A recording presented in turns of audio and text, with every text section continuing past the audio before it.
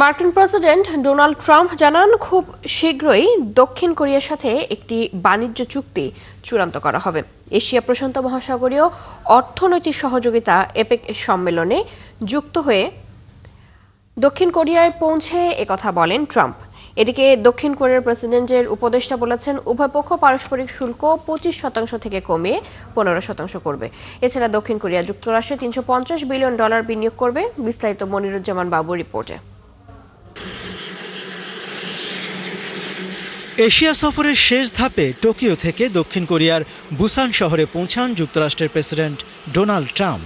এরপরই দক্ষিণ পূর্বাঞ্চলীয় শহর গিয়ংজুতে অ্যাপেক সিইওদের এক শীর্ষ সম্মেলনে অংশ নেন মার্কিন প্রেসিডেন্ট। সেখানে তিনি বলেন, শীঘ্রই মার্কিন যুক্তরাষ্ট্র দক্ষিণ কোরিয়ার মধ্যে একটি বাণিজ্য চুক্তি চূড়ান্ত করা হবে। আমরা সত্যি একসঙ্গে কাজ করছি এবং আমাদের একটি বিশেষ সম্পর্ক আছে, একটি বিশেষ বন্ধন। প্রকৃতপক্ষে আমরা জাহাজ নির্মাণ ক্ষেত্রেও একসঙ্গে কাজ করছি। এদিকে দক্ষিণ কোরিয়ার প্রেসিডেন্টের উপদেষ্টা সাংবাদিকদের জানান, দক্ষিণ কোরিয়া মার্কিন যুক্তরাষ্ট্রে $350 বিলিয়ন বিনিয়োগ করবে, যার মধ্যে $200 বিলিয়ন নগদ বিনিয়োগ এবং $150 বিলিয়ন জাহাজ নির্মাণে অন্তর্ভুক্ত থাকবে। অ্যাপেক শীর্ষ সম্মেলনের ফাঁকে দ্বিপাক্ষিক আলোচনায় বসেছিলেন ট্রাম্প ও দক্ষিণ কোরিয়ার প্রেসিডেন্ট লি জে মিং। এ সময় দক্ষিণ কোরিয়ার প্রেসিডেন্ট বলেন, তিনি আশা করেন যে যুক্তরাষ্ট্র দক্ষিণ কোরিয়াকে পারমাণবিক চালিত সাবমেরিনের জন্য জ্বালানি ব্যবহারের অনুমতি দেবেন। এছাড়া ট্রাম্প এবং লির সাথে এক নৈশভোজে Vietnam, Australia, New Zealand, Canada, Thailand এবং সিঙ্গাপুর সহ অ্যাপেক দেশগুলির অন্যান্য নেতারা যোগ দিয়েছিলেন। নৈশভোজে নেতারা ইন্দো প্রশান্ত মহাসাগরীয় অঞ্চলে আঞ্চলিক এবং অর্থনৈতিক সহযোগিতা নিয়ে আলোচনা করেছেন। নৈশভোজের পর দক্ষিণ কোরিয়ার সর্বোচ্চ সম্মাননা পদক অর্ডার অফ মুগাংওয়া এবং সিল্লার রাজাদের পরা মুকুটের একটি রেপ্লিকা ট্রাম্পকে উপহার দেন দক্ষিণ কোরিয়ার প্রেসিডেন্ট। ট্রাম্পের এই সফর ঘিরে বৃহস্পতিবার তার সঙ্গে চীনের প্রেসিডেন্ট শি জিনপিং এর বৈঠক বিশেষ গুরুত্ব পাচ্ছে। দ্বিতীয় মেয়াদে দায়িত্ব নেওয়ার পর এটাই হবে ট্রাম্প শির প্রথম মুখোমুখি বৈঠক, যা দক্ষিণ কোরিয়ার দক্ষিণ পূর্বাঞ্চলীয় শহর গিয়ংজুতে অনুষ্ঠিত হবে। মনিরুজ্জামান বাবু, ৭১। আবারও মার্কিন প্রতিরক্ষা মন্ত্রণালয়কে অবিলম্বে অন্য পারমাণবিক শক্তিগুলোর সমানতালে পারমাণবিক অস্ত্র পরীক্ষা শুরুর নির্দেশনা দিয়েছেন যুক্তরাষ্ট্রের প্রেসিডেন্ট ডোনাল্ড ট্রাম্প। বৃহস্পতিবার চীনের প্রেসিডেন্ট শি জিনপিং এর সাথে বৈঠক শুরুর আগে নিজের সামাজিক যোগাযোগ মাধ্যম ট্রুথ সোশ্যালে এক পোস্টে একথা জানান তিনি। ওই পোস্টে বিশ্বের যে কোনো দেশের চেয়ে যুক্তরাষ্ট্রের বেশি পারমাণবিক অস্ত্র আছে বলে দাবি করেন তিনি। ট্রাম্প জানান, ভয়ঙ্কর ধ্বংসাত্মক ক্ষমতার কারণে তিনি এটি ঘৃণা করলেও আর কোনো বিকল্প নেই। অন্য দেশগুলোর পরীক্ষার কর্মসূচির কারণে তিনি যুদ্ধ মন্ত্রণালয়কে পারমাণবিক অস্ত্র পরীক্ষা শুরুর নির্দেশনা দিয়েছেন।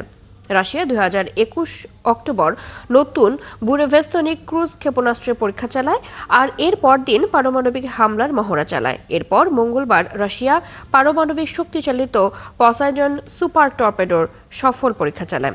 যুক্তরাষ্ট্র 1992 সালে শেষবার একটি পারমাণবিক অস্ত্রের পরীক্ষা চালিয়েছিল।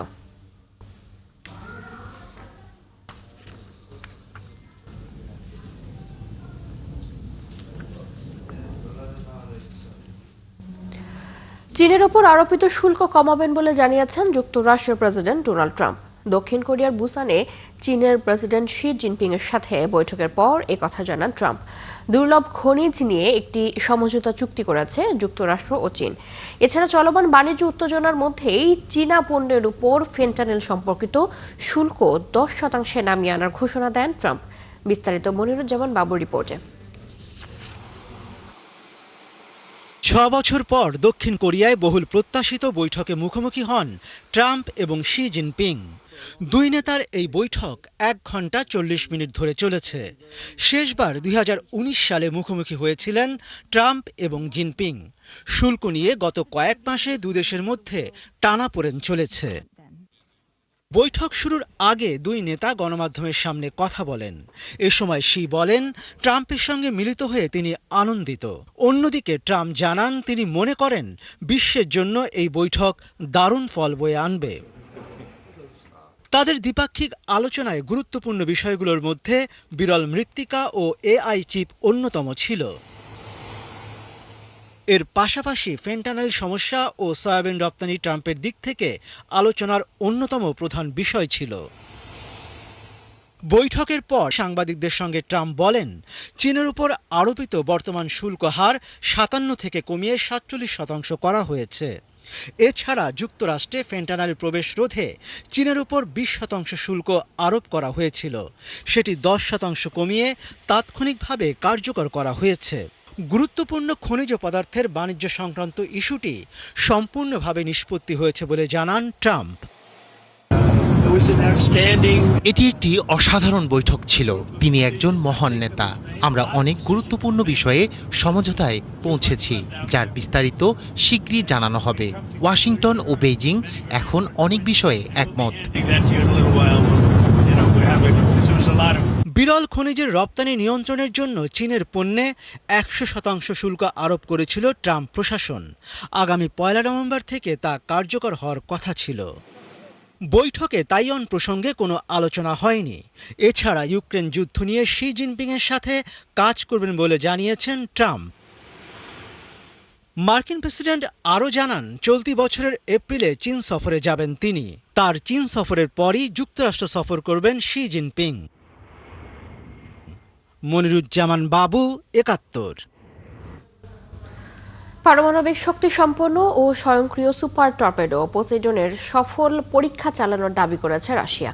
বুধবার দেশটির প্রেসিডেন্ট ভ্লাদিমির পুতিন স্বয়ংক্রিয় এই সুপার টর্পেডোর পরীক্ষা চালানোর দাবি করেছেন।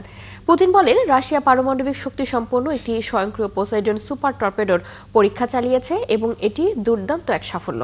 পৃথিবীতে রাশিয়ার এই অস্ত্রের মতো আর কোনো অস্ত্র নেই বলেও জানান তিনি। ব্রিটিশ বার্তা সংস্থা রয়টার্সের প্রতিবেদনে বলা হয়েছে, রাশিয়ার পোসেইডন সুপার টর্পেডো সম্পর্কে প্রকাশ্যে তেমন নির্ভরযোগ্য কোনো তথ্য পাওয়া যায় না।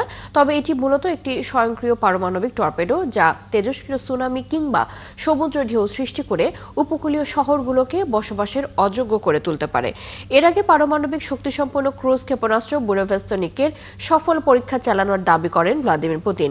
বিশ্বের যে কোনো ধরনের আকাশ প্রতিরক্ষা ব্যবস্থাকে ফাঁকি দিয়ে নির্দিষ্ট লক্ষ্যবস্তুতে আঘাত হানতে সক্ষম এই ক্ষেপণাস্ত্র। জ্যামাইকায় তাণ্ডব চালানোর পর খানিকটা দুর্বল হয়ে কিউবায় আঘাত হেনেছে ঘূর্ণিঝড় মেলিসা। এদিকে হাইতি ও জ্যামাইকায় মেলিসার আঘাতে অন্তত ৩০ জনের মৃত্যু হয়েছে বলে জানিয়েছে স্থানীয় কর্তৃপক্ষ। জ্যামাইকায় ৫ মাত্রা ঘূর্ণিঝড় হিসেবে আঘাত হেনে তাণ্ডব চালায় ঘূর্ণিঝড় মেলিসা। এরপরই ধীরে ধীরে দুর্বল হয়ে কিউবায় আঘাত হেনেছে ঘূর্ণিঝড়টি।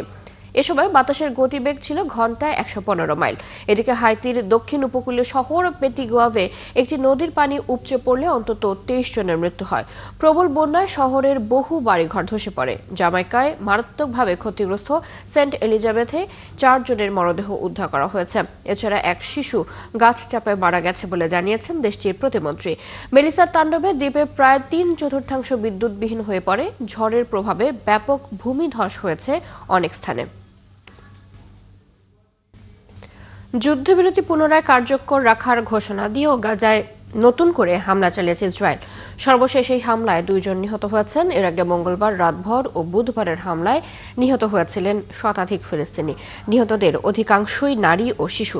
বৃহস্পতিবার সংবাদ মাধ্যম আল জাজিরা জানায়, বুধবার সন্ধ্যায় উত্তর গাজার বেইত লাহিয়ায় চালানো ওই হামলায় অন্তত ২ জন নিহত হয়েছেন বলে জানিয়েছে আল শিফা হাসপাতাল কর্তৃপক্ষ। ইসরায়েলের দাবি, তারা এমন একটি স্থানে হামলা চালিয়েছে যেখানে অস্ত্র মজুদ ছিল এবং সেগুলো তাদের সেনাদের জন্য তাৎক্ষণিক হুমকি তৈরি করেছিল। এই হামলা যুদ্ধবিরতিকে নতুন করে অনিশ্চয়তায় ফেলেছে। গাজায় যুদ্ধবিরতির সুযোগে বহু বাসিন্দা এরই মধ্যে ফিরে গেছেন নিজ ঠিকানায়। ২ বছরের টানা যুদ্ধে বেশিরভাগ গাজাবাসীকেই বহুবার বাস্তুচ্যুত হতে হয়েছে। কিন্তু এমন দুর্যোগপূর্ণ সময়েও বাড়ির চাবি আগলে রাখতে ভোলেননি ফিলিস্তিনিরা। তাদের আশা ছিল যুদ্ধ শেষে নিজ বাড়িতে ফিরবেন তারা, কিন্তু ফিরে এসে অনেকেই পেয়েছেন শুধু ধ্বংসস্তূপ। সৃষ্টি ঘটকের রিপোর্ট। অস্ত্র তৈরি করছে এমন কোনো প্রমাণ পাওয়া যায়নি বলে জানিয়েছেন জাতিসংঘের পরমাণু পর্যবেক্ষক সংস্থা IA। ইসরায়েলি বাহিনীর তীব্র গোলাবর্ষণ মুখে বাড়িঘর ছেড়ে পালিয়ে গেল বাড়ির চাবিটা যত্ন করে আঁকড়ে রেখেছিলেন গাজা উপত্যকার ফিলিস্তিনি আমাল তালেব আলয়ান। আশা ছিল যুদ্ধ শেষে একদিন গাজা সিটিতে নিজের বাড়িতে ফিরবেন। ফিরতে পেরেছেনও তিনি, কিন্তু সেখানে গিয়ে দেখেন বাড়ির কোনো অস্তিত্ব নেই, সবই পরিণত হয়েছে ধ্বংসস্তূপে। আমাদের বাড়ির কাছেই বোমা ফেলা হয় আর চারপাশে ভয়াবহ আগুন ধরে যায়। ঘরে বাচ্চারা ছিল, আমরা ভয়ে দ্রুত ওদের নিয়ে পালিয়ে যাই। যাওয়ার সময় বাড়িটায় তালা দিয়ে চাবি নিয়ে গিয়েছিলাম, এই যে সেই চাবি, কিন্তু ফিরে দেখি বাড়িটা আর নেই। তার মতোই চাবি আঁকড়ে এতগুলো দিন বাড়ি ফেরার অপেক্ষা করেছেন 5 সন্তানের বাবা আমাদের বাড়ির কাছে আবু সাফিয়া। জানান ফিরে এসে দেখেছেন তার বাড়ি মাটির সাথে মিশে গেছে। যতবার এই জায়গাটা দেখি আমার বুক কষ্টে ফেটে যায়। শৈশব থেকে এসব রাস্তা দিয়ে হেঁটে চলে খেলে ধুলে বড় হয়েছে, আর আজ পুরো এলাকাটাই অপরিচিত লাগছে। তবে যুদ্ধবিরতির পর এখনো বাড়ি ফিরতে পারেননি 6 সন্তানের মা মোহাম্মদ আল আদউই।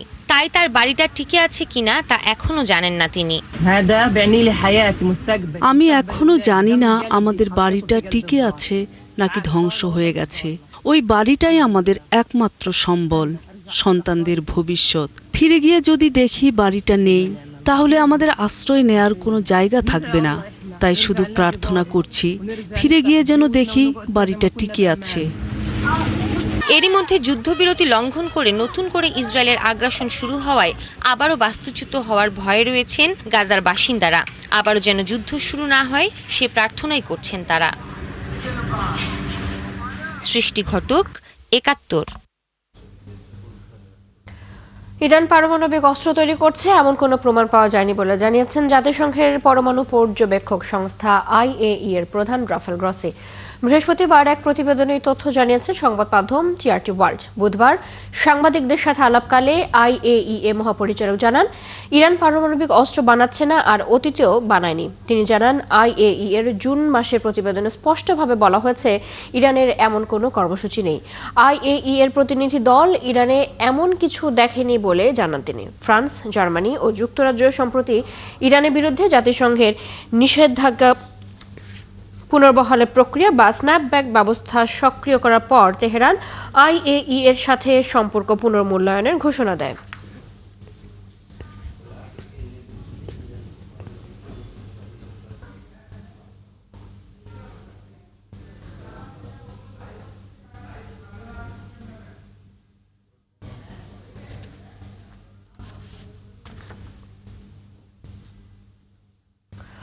আফগানিস্তান সীমান্তের কাছে খাইবার পাখতুনখোয়ার কুররম জেলায় জঙ্গিদের সাথে সংঘর্ষে এক ক্যাপ্টেন সহ 6 পাকিস্তানি সেনা নিহত হয়েছে। বুধবার এক বিবৃতিতে পাকিস্তান সামরিক বাহিনীর inter services public relations ISPR জানায়, গোপন তথ্যের ভিত্তিতে কুররমের দোগারে জঙ্গি আস্তানায় অভিযান চালাতে গেলে দুই পক্ষের সংঘর্ষ হলে তারা নিহত হন। সংঘর্ষে 7 জঙ্গিও নিহত হয়েছে বলে দাবি করেছে তারা। ইস্তানবুলে পাকিস্তান ও আফগান প্রতিনিধি দলের 4 দিনব্যাপী আলোচনা ব্যর্থ হওয়ার পর পাকিস্তানের প্রতিরক্ষা মন্ত্রী খাজা মোহাম্মদ আসিফ অভিযোগ করে বলেছেন, আফগানিস্তান ভারতের হয়ে পাকিস্তানে সন্ত্রাস ছড়াচ্ছে। তালেবান শাসনকে কঠোর হুঁশিয়ারি দিয়ে খাজা মোহাম্মদ আসিফ আরও বলেন, কাবুল ইসলামাবাদে আক্রমণ শানাতে চাইলে তাদের বিরুদ্ধে 50 গুণ শক্তিশালী জবাব দেওয়া হবে।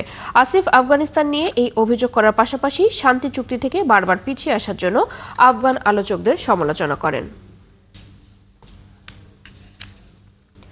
বায়ুদূষণ মোকাবিলায় ভারতের দিল্লিতে ক্লাউড সিডিং বা কৃত্রিম বৃষ্টি নামানোর চেষ্টা ব্যর্থ হয়েছে। কয়েক কোটি টাকা খরচ করেও শেষ পর্যন্ত বৃষ্টি নামেনি।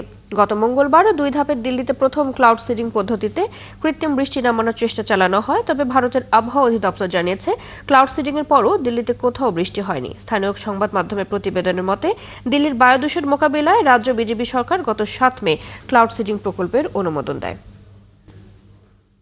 যুক্তরাষ্ট্র সরকারের চলমান 7 জন তুলে নিতে টানা 13তম বার ব্যর্থ হয়েছে মার্কিন সিনেট। ফলে 29তম দিনে গড়ালো সরকারের অচল অবস্থা। এর মধ্যে রিপাবলিকান সিনেটরদের সাথে গোপন বৈঠকে সামরিক বাহিনীর বেতন আগামী শুক্রবারের মধ্যেই পরিশোধ করা হবে বলে আশ্বাস দিয়েছেন ভাইস প্রেসিডেন্ট জেডি ভ্যান্স। যুক্তরাষ্ট্রের অচল অবস্থা দিনে দিনে জটিল হয়ে উঠছে। 7 জন তুলে নিতে স্থানীয় সময় মঙ্গলবার আরও একবার চেষ্টা করেন মার্কিন সিনেটর, কিন্তু ব্যর্থ হয়েছেন সমস্যা সমাধানে। 13তম চেষ্টাতেও সরকারের কার্যক্রম খোলার বিল পাশ হয়নি। প্রয়োজনীয় 60 ভোটের পরিবর্তে 54-45 ভোটে বিল ব্যর্থ হয়েছে। এই ছিল আজকের আয়োজনে বিশ্বের নতুন কিছু খবর নিয়ে আগামীকাল সকাল 9:30টায় আবারও হাজির হবে বিশ্বচোখ। চোখ রাখুন একাত্তরের ফেসবুক পেজে, সাবস্ক্রাইব করুন একাত্তরের ইউটিউব চ্যানেল, একাত্তরের সাথে থাকুন।